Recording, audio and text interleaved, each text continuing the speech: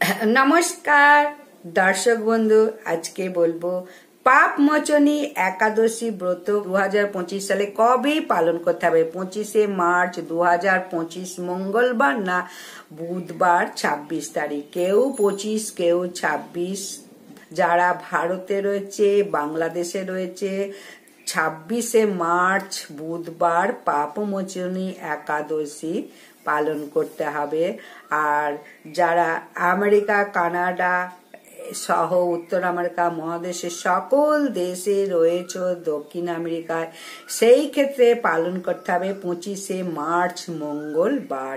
Europe মহাদেশের সকল দেশ, রাশিয়া, আফ্রিকা 25 তারিখ মঙ্গলবার পালন করতে হবে। মধ্যপ্রাচ্যের সকল দেশে, দুবাই, কাতার, কুয়েত, সৌদি আরব, এগুলোতে 25 তারিখ মঙ্গলবার পালন করতে হবে। ভারত, বাংলাদেশ, নেপাল, ভুটান, শ্রীলঙ্কা, মায়ানমার, চীন, জাপান, দক্ষিণ কোরিয়া, অস্ট্রেলিয়ার মহাদেশের সকল দেশে, পূর্ব মধ্য এশিয়া, এগুলো 26শে মার্চ বুধবার।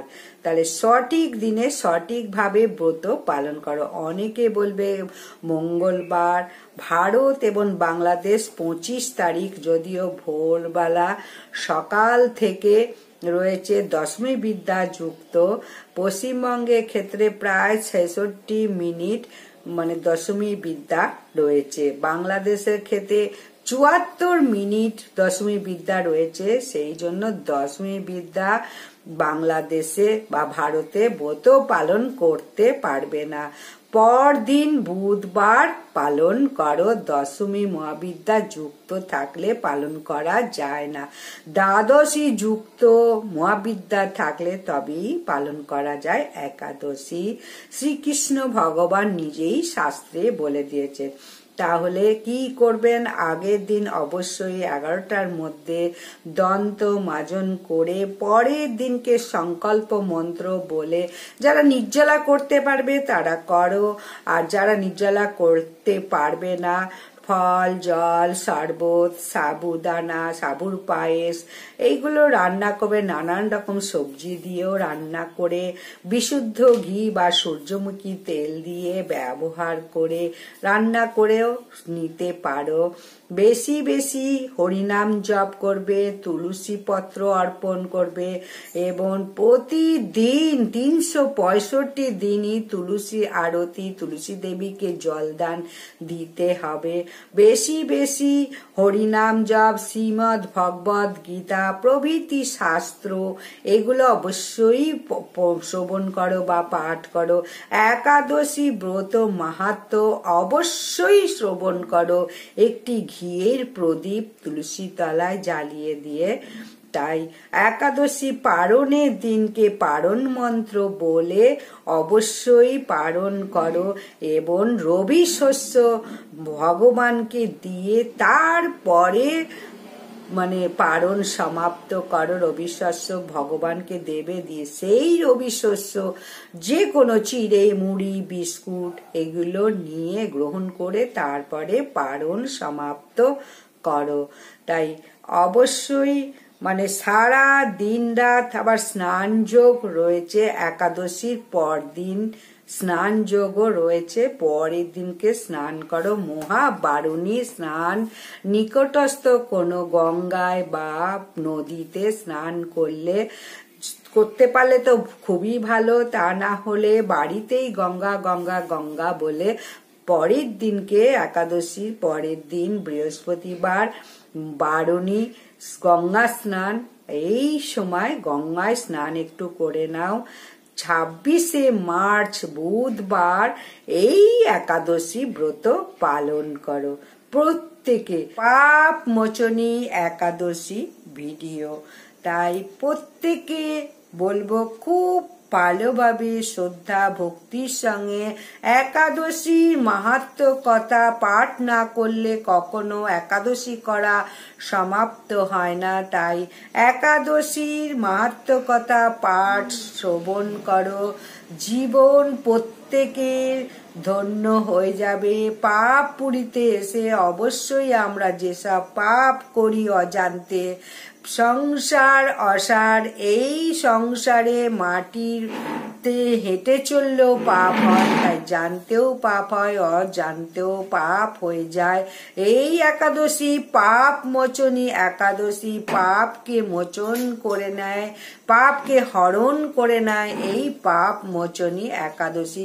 তাই প্রত্যেকের এই পাপ মোচনী একাদশী করা দরকার।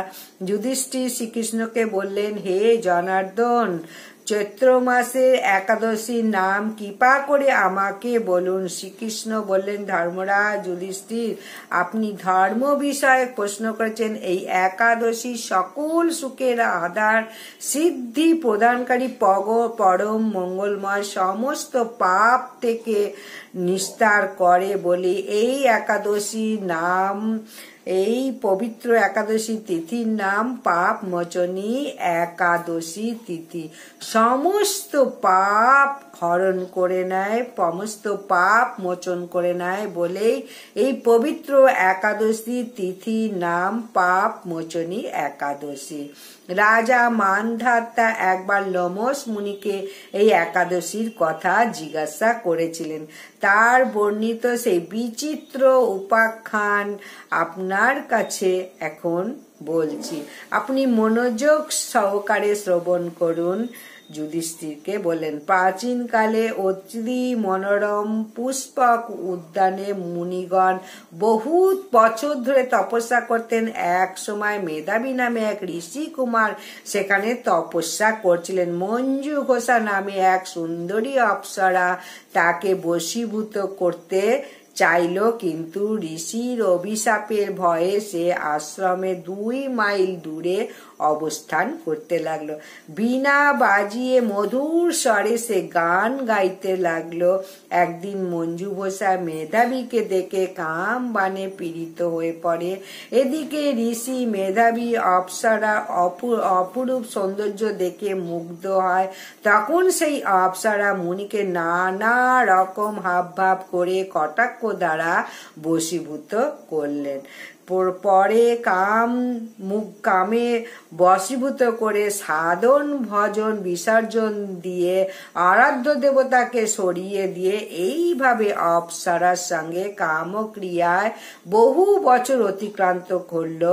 মুনিকে আচার ভ্রষ্ট দেখে সেই অপ্সরা দেবলোকে মনস্থির করলো।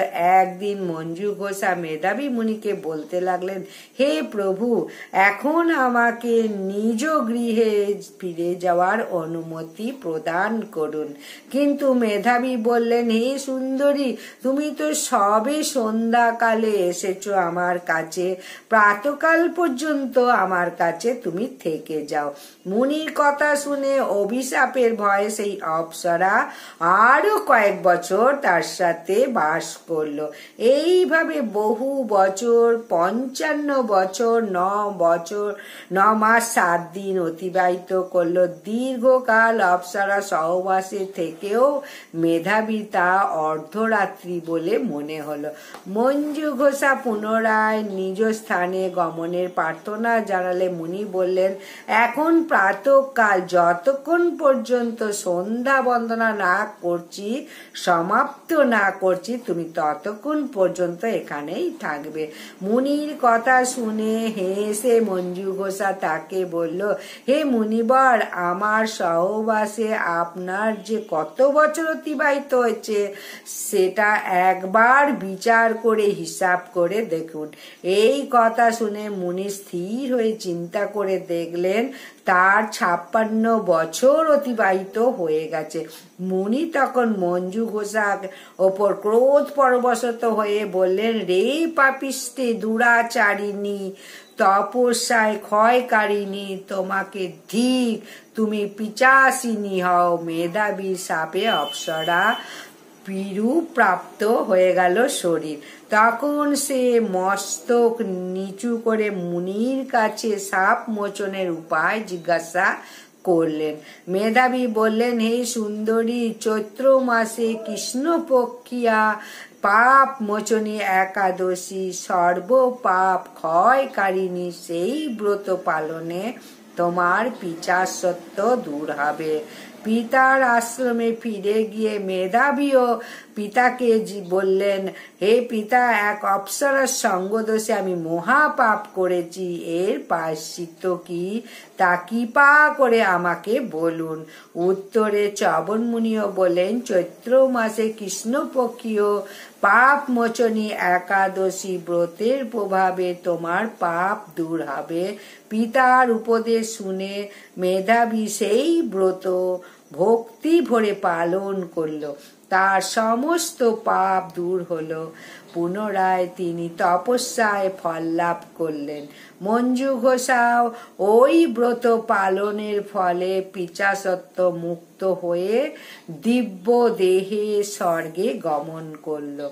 হে মহারাজ, যারা এই পাপ মোচনী একাদশী পালন করেন তাদের পূর্বকৃত সমস্ত পাপ ক্ষয় হয়।